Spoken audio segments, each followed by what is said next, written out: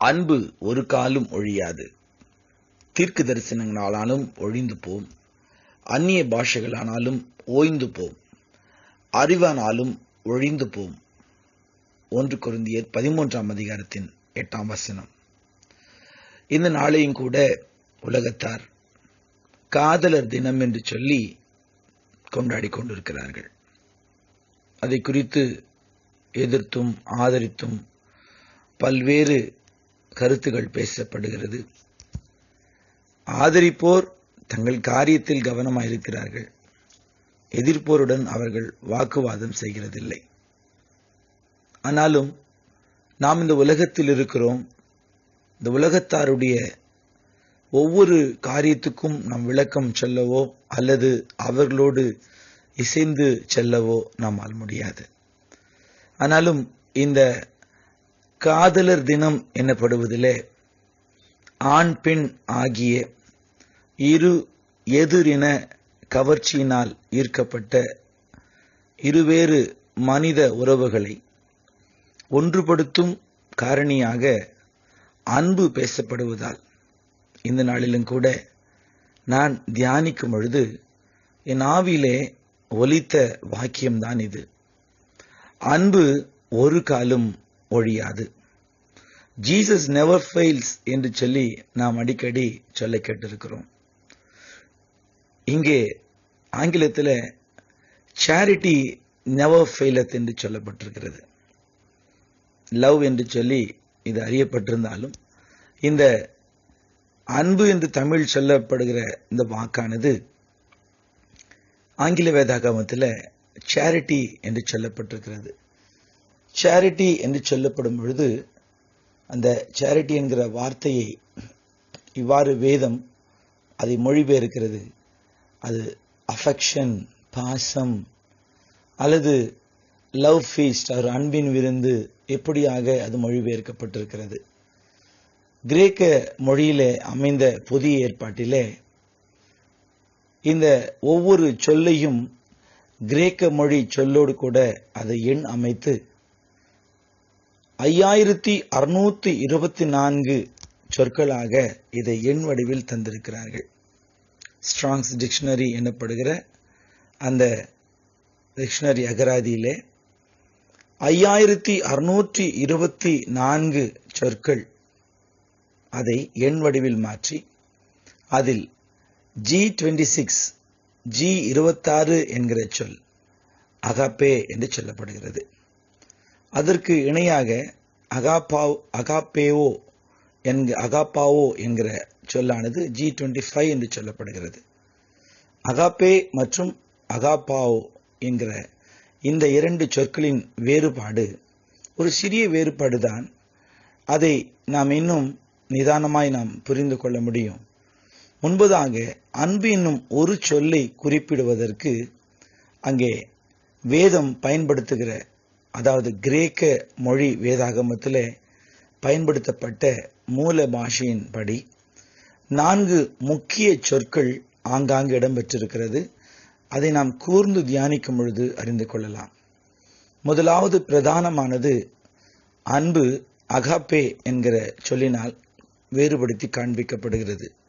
இந்த அகாப்பே என்கிற சொல்லுக்கு அது தேவனுடைய அன்பு, அதாவது அன்கண்டிஷனல் லவ் ஆஃப் காட், நிபந்தனையற்ற தேவனுடைய அன்பு என்று சொல்லி நாம் புரிந்து கொள்ளலாம்.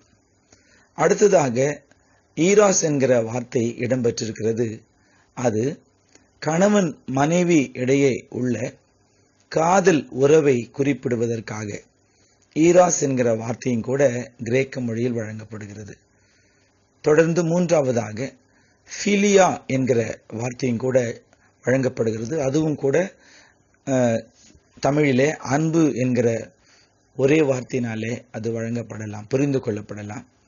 ஃபிலியா என்கிற வார்த்தையானது நட்பை அடிப்படையாய் கொண்ட வார்த்தை. அஃபெக்ஷனேட் ரிகார்ட் ஃப்ரெண்ட்ஷிப், நட்பின் அடிப்படையிலே பயன்படுகிற அந்த உறவுகளை, 2 நண்பர்கள், 2 தோழியர், வேதத்திலே பாய் ஃப்ரெண்ட் கேர்ள் ஃப்ரெண்ட் எல்லாம் கிடையாது. நவீன காலத்தில் இதையெல்லாம் பாவித்து கொண்டிருக்கிறார்கள். கேர்ள் ஃப்ரெண்ட் என்று சொல்லி பாவிக்கிற பிள்ளைகள் எப்போது வேணுமானாலும் யார் வேண்டுமானாலும் பரஸ்பரம் ஒருவரை ஒருவர் ப்ரொபோஸ் பண்ணவும் அவர்கள் கணவன் மனைவியாக மாற அல்லது காதலாக மாத்திரமே இருந்துவிட்டு வெவ்வேறு பாதையில் போவதை நாம் சமுதாயத்தில் பார்க்கிறோம். இது அஃபெக்ஷனேட், ஒரு பாசம், ஒரு ஈர்ப்பு. அதை எதிரின கவர்ச்சி என்று சொல்லி ஒருபொழுதும் அதற்கான வார்த்தை ஈராஸ் என்றுதான் வர வேண்டும். நான்காவதாக கடைசியாக ஸ்டார்ஜ் என்கிற வார்த்தை பயன்படுகிறது. அதுவும் அன்பையும் பாசத்தையும் குறிக்கிற வார்த்தை. அது பெற்றோரையும் மற்றும் பிள்ளைகளையும் இரத்த உறவுகளையும் நேசிக்கும் பொழுது அது ஸ்டார்ஜ் என்கிற வார்த்தையினாலே குறிப்பிடப்படுகிறது. இதில் அனைத்திலும் உயர்ந்தது அன்பே என்று நாம் அறிந்திருக்கிறோம். அன்பே பெரியது என்பதைத்தான் இந்த 1 கொரிந்தியர் 13ஆம் அதிகாரத்தில் இங்கே அப்போஸ்தலனாகிய பவுலடிகள் சொல்ல வருகிறார். ஒரு ஆசிரியர் தன் 4 மாணவிகளிடத்துல ஒரு கோரிக்கை வைத்தார்கள். அன்பை வெளிப்படுத்தும் ஏதாகிலும் ஒரு பொருளை கொண்டு வாருங்கள் என்று சொல்லி. திரும்பி வந்த 4 மாணவிகளிலே 3 மாணவிகளின் கையிலே ஒவ்வொரு பொருள் இருந்தது. முதல் மாணவி அவள் கைகளில் அன்பை வெளிப்படுத்தும் அடையாளமான ரோஜா மலரை கொண்டு வந்திருந்தாள். மற்றொரு மாணவி அன்பை வெளிப்படுத்தும் அடையாளமாக ஒரு வண்ணத்து பூச்சியை கொண்டு வந்திருந்தாள். மற்றொரு மாணவி ஒரு பறவை குஞ்சு ஒன்றை கொண்டு வந்திருந்தாள். அப்பொழுது முதலில் கிளம்பி போன மாணவி இடத்துல ஒன்றுமில்லை, அவள் வெறுங்கையோடு வந்தாள். ஏன் என்று கேட்டபோது அவள் இவ்வாறு சொன்னாளாம், நானும் மலரை பறிக்கச் சென்றேன், அது பார்க்க மிகவும் அழகாயிருந்தது, அது செடியிலே இருக்கட்டும் என்று விட்டுவிட்டேன். வண்ணத்து பூச்சியை பார்த்தேன், அதுவும் மிக அழகாக இருந்தது, அது சுதந்திரமாய் பறக்கட்டுமே என்று விட்டுவிட்டேன்.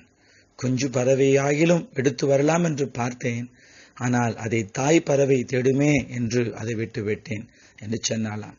அந்த மாணவி அன்போடு அணைத்து கொண்ட ஆசிரியர் சொன்னார், அன்பு என்றால் இதுதான். ஒன்றுமே கொடுக்க வேண்டாம், எதையும் பறிக்காமல், நசுக்காமல், கசக்காமல், நுகராமல் இருந்தாலே போதும். யாரும் யாரையும் காயப்படுத்தி அதனால் ஒரு சுகம் காணும் பொழுது வருவது அன்பல்ல என்று சொல்லி. ஆம், எனக்கு அருமையான தேவனுடைய பிள்ளைகளே, இந்த நாளிலும் கூட நாம் தியானிக்கிற வார்த்தையின்படியாக அன்பு ஒரு காலம் ஒழியாது.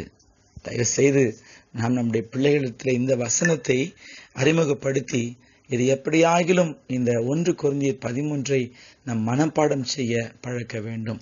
ஒருவேளை மனப்பாடம் செய்த பிள்ளைகள் அதை மீண்டும் ஒரு முறை அவர்கள் அதை ரீகலெக்ட் செய்து கொள்ள வேண்டும். ஆண்டவர் அன்பாகவே இருக்கிறார். அகாப்பே என்று சொல்லும் பொழுது பிரதிபலன் சாராத அன்பு என்றும் தகுதியற்றவர்கள் மீதும் செலுத்தப்படுவதற்கு ஆயத்தமாயிருக்கிற அன்பு என்றும் பொருளாகும். எனவே இந்த நாளிலே இப்படிப்பட்ட உன்னத அன்பினாலே ஆண்டவர் நம்முடைய உள்ளங்களை நிரப்புவாராக. இந்த நாள் ஒரு நல்ல நாளாக இருக்கலாம்.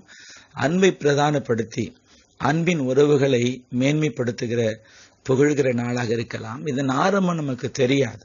எல்லா விழாக்களின் நோக்கமும் ஒரு கருத்தை மையமாக வைத்திருக்கிறது. அது ஃபெலோஷிப் எனப்படும் ஐக்கியத்தை அது வலியுறுத்துகிறது. எனவே ஐக்கியத்தையும் அந்த கடவுளை நினைவு கூறுகிற, கடவுளுக்கு அஞ்சுகிற அந்த உயர் பண்பு நலன்களை வளர்த்து கொள்ளும் முயற்சியாக எந்த ஒரு விழாவும் இருக்குமானால் அது மெய்யாகவே கடவுளால் ஆசீர்வதிக்கப்படும். கடவுள் அனுமதிக்காத எதையும் நாம் அனுமதிக்க கூடாது. அது நமக்கு தகுதி அல்ல. நாம் தேவ அன்பில் நிலைத்திருப்போம். கணவன் மனைவி அன்பை ஈராஸ் என்று நான் சொன்னேன். நண்பர்கள் அன்பை ஃபிலியா என்று சொன்னேன். சகோதரர்கள் மற்றும் பெற்றோர் இரத்த உறவுகளின் அன்பை ஸ்டார்ஜ் என்கிற வார்த்தையினாலே கிரேக்க மொழி அங்கே குறிப்பிடுகிறது. ஆனால் இவை எல்லாவற்றிலும் கர்த்தருடைய அன்புதான் பெரியது. அவர்தான் தம்மையே நமக்காக கொடுத்தார். நம்ம அவரையே நேசிப்போமா? இந்த நாளுக்காக நாம் செபிப்போம். நல்ல தகப்பனே, இந்த நாளிலும் கூட என் அருமையான பிள்ளைகள், வளரிலும் வாலிபர்கள், டீனேஜர்ஸ், ஆம் தகப்பனே, 11 பருவத்தில் இருக்கக்கூடிய பிள்ளைகள், இதை குறித்து அவர்கள் அதிகமாக சிந்திக்கக்கூடும். இந்த நாளிலும் கூட உண்மையான உம்முடைய அன்பை குறித்து தம்முடைய பிள்ளைகள் யோசிக்கவும், அதை அறிந்து கொள்ளவும், அதை பெற்றுக்கொள்ளவும் கர்த்தராகிய தாம் அவர்களோடு பேசும். உம்முடைய நல்ல ஆவி அவர்களை செம்மையான பாதையில் நடத்துவாராக. உமக்கு பிரியமானதை செய்ய எனக்கு போதித்தருளும்.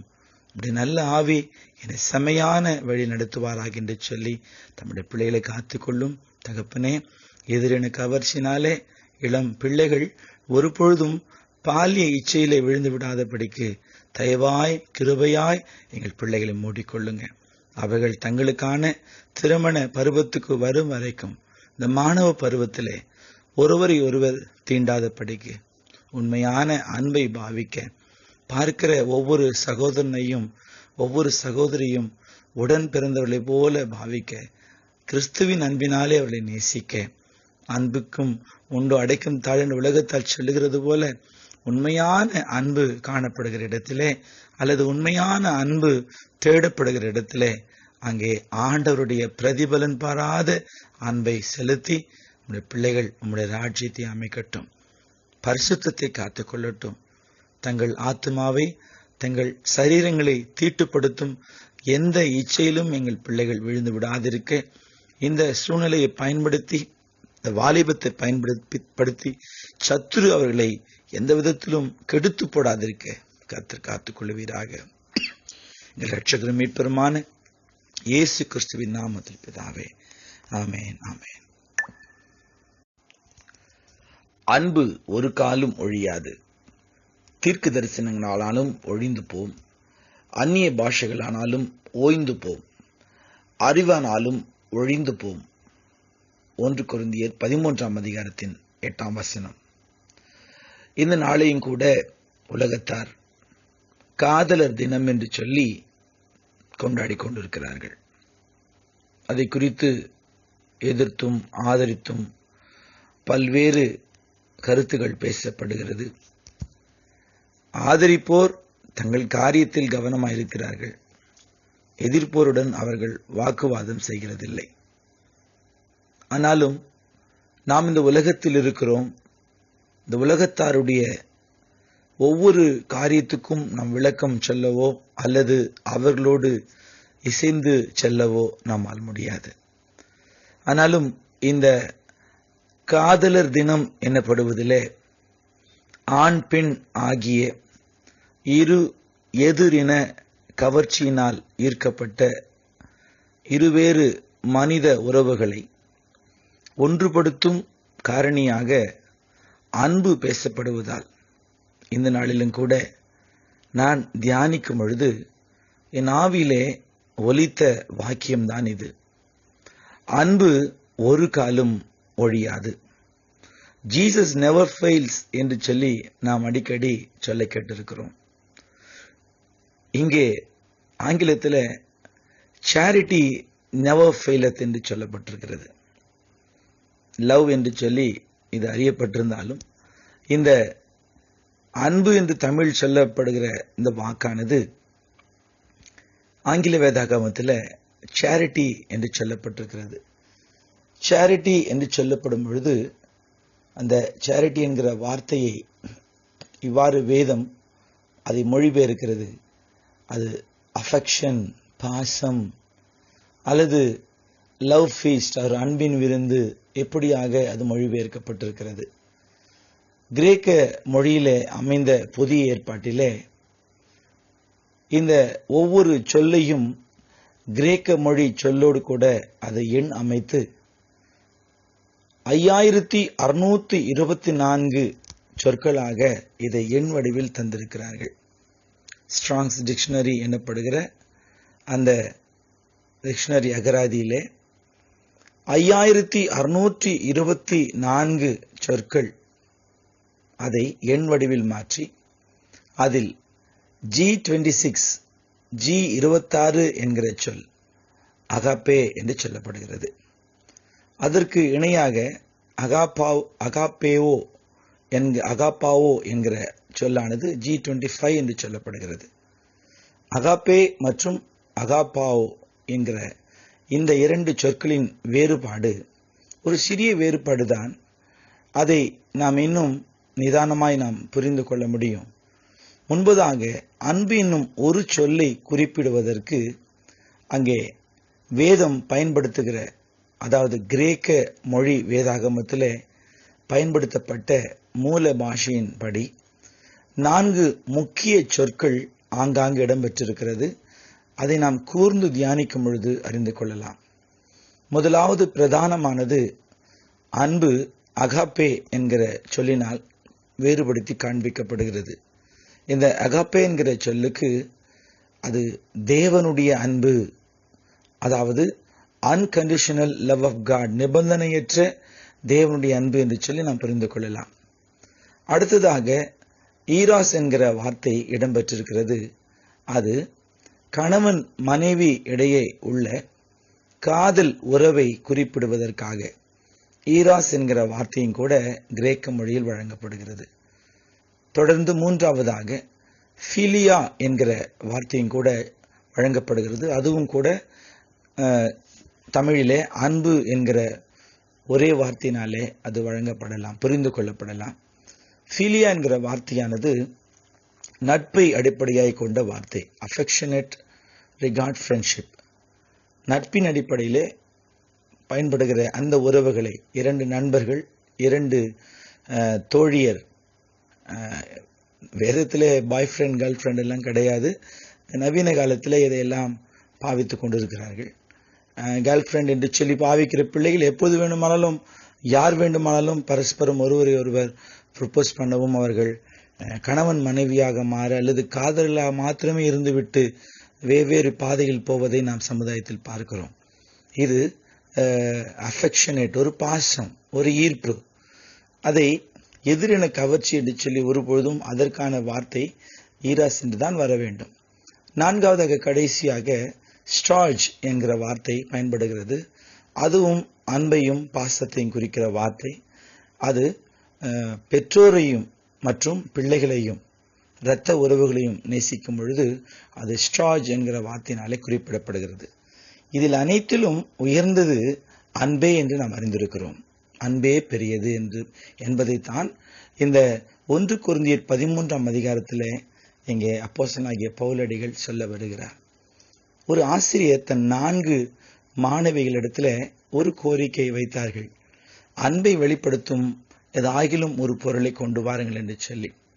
திரும்பி வந்த 4 மாணவிகளிலே 3 மாணவிகளின் கையிலே ஒவ்வொரு பொருள் இருந்தது.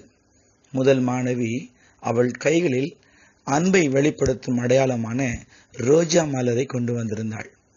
மற்றொரு மாணவி அன்பை வெளிப்படுத்தும் அடையாளமாக ஒரு வண்ணத்து பூச்சியை கொண்டு வந்திருந்தாள். மற்றொரு மாணவி ஒரு பறவை குஞ்சு ஒன்றை கொண்டு வந்திருந்தாள். அப்பொழுது முதலில் கிளம்பி போன மாணவி இடத்துல ஒன்றுமில்லை, அவள் வெறுங்கையோடு வந்தாள்.